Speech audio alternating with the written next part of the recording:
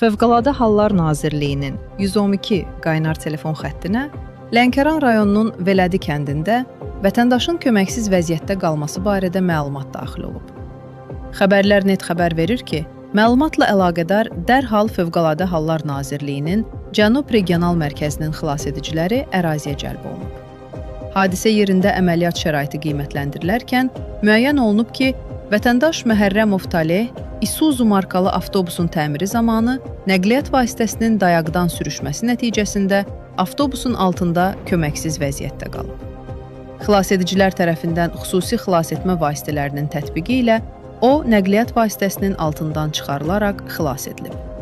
Lakin 2 gün sonra həkimlər ikinci stentin təcili qoyulmalı olduğunu bildiriblər. Əməliyyatdan sonra xəstə palataya köçürülsə də, bir müddət sonra ürəyinin dayandığı deyilib və həyatını itirib.